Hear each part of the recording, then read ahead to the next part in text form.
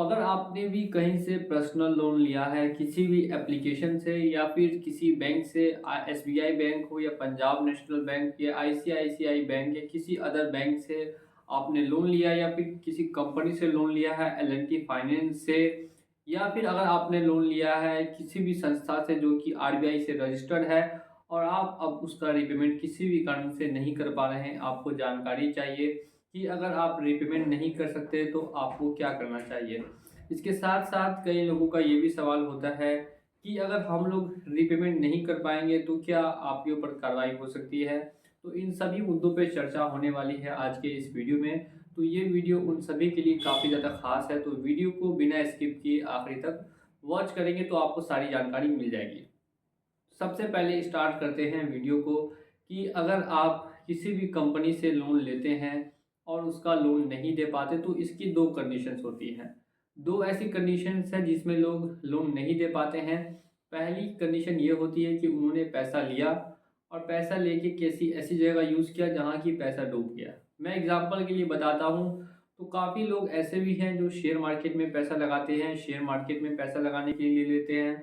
कुछ ऐसे लोग होते हैं जो ऑनलाइन ट्रेडिंग वगैरह करने के लिए पैसा लेते हैं और उनका भी पैसा डूब जाता है। फिर आते हैं कुछ ऐसे लोग जो गैम्बलिंग करके या ऑनलाइन ऐप्स में पैसा डुबा देते हैं।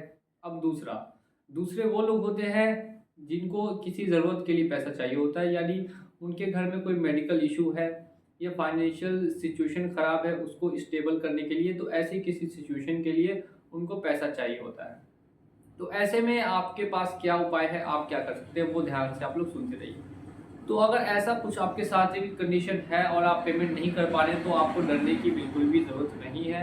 आपका जितना भी डर है वो मैं आज के इस वीडियो में पूरी तरीके से निकाल दूँगा। सबसे पहला डर होता है लीगल एक्शन का। काफ़ी लोग मुझे ये बोलते हैं, काफ़ी लोगों का व्हाट्सएप पे भी मैसेज आता है और ऐसे भी मैसेज करते हैं कि क्या हमारे ऊपर किसी तरीके का लीगल एक्शन लिया जाएगा कि लीगल एक्शन नहीं लिया जाएगा।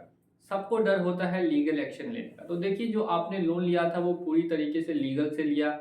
और दूसरा बात है कि अगर आप डिफ़ॉल्ट करते हैं तो क्या आपके ऊपर क्रिमिनल केस हो जाएगा? क्या आप एक क्रिमिनल कहलाएँगे?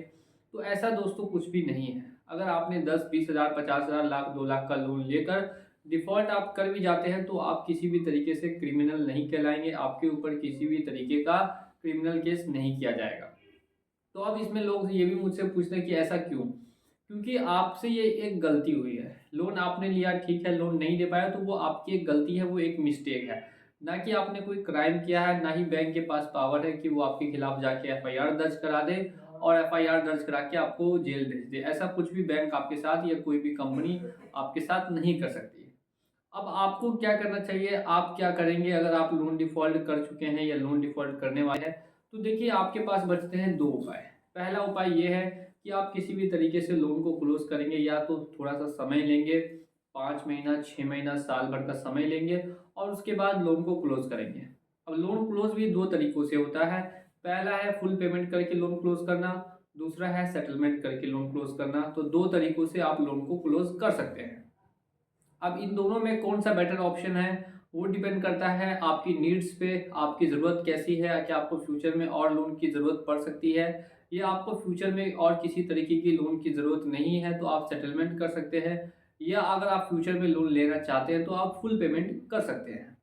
अब दूसरे यहाँ पे हम लोग बात आ जाते हैं कि अगर आप बिल्कुल भी पेमेंट नहीं करते, ज़िंदगी भर अगर पेमेंट नहीं करते, तो इसमें भी काफ़ी लोग मुझसे ये सवाल करते हैं कि अगर ज़िंदगी भर तक हम लोग पेमेंट नहीं करेंगे, ज़िंदगी भर कंपनी का लोन नहीं भरेंगे, तो क्या कंपनी क्या कुछ कर सकती है हमारे ऊपर? हमें विस्तार में बताइए। तो देखिए, जो आपने लोन लिया था वो लोन आपको मिला था आपके आधार कार्ड और पैन कार्ड के बेसिस पे। अब आधार कार्ड और पैन कार्ड आपने वहाँ पे वेरिफिकेशन किया।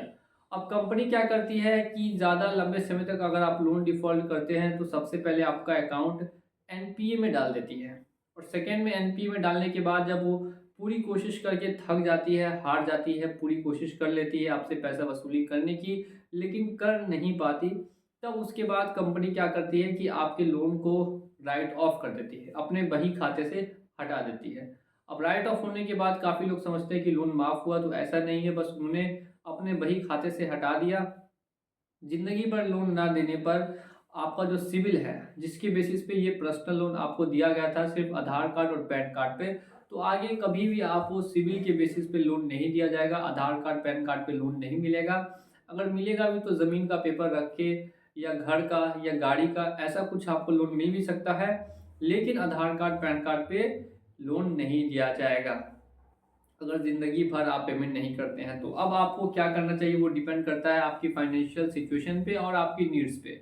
अगर आप फाइनेंशियली बहुत ज़्यादा स्टेबल हो जाएँगे फ्यूचर में, तो वो आपके ऊपर है कि आप उनका पेमेंट अभी भी चाहे तो क्लोज़ कर सकते हैं या फिर अगर फ्यूचर में चाहे तो भी क्लोज़ कर सकते हैं। लोन कभी भी क्लोज़ हो सकता है, इसके लिए कभी भी आपको लेट नहीं होता, आप कभी भी लोन को क्लोज़ करवा सकते हैं। वो डिपेंड करता है आपकी सिचुएशन के ऊपर में। मैं हमेशा बता रहा हूँ कि सिचुएशन के ऊपर में डिपेंड करता है कि आपके लिए कौन-सा फ़ैसला ज़्यादा बेस्ट होगा। तो मैंने यहाँ पे आपको सभी समस्याओं का हल दे दिया कि क्या-क्या हो सकता है, क्या-क्या कंपनियाँ कर सकती हैं। इसके अलावा भी कुछ अगर जानकारी चाहिए तो हमारे चैनल को सब्सक्राइब कर दीजिए और कमेंट कीजिए, जो भी आपका सवाल होगा वो हम लोग पढ़ेंगे और उस पे एक वीडियो लाने की कोशिश करेंगे। तो चलिए चलता हूँ मैं आज के इस वीडियो में और मिलूँगा आप लोगों से अगली वीडियो में बहुत जल्द। जय हिंद।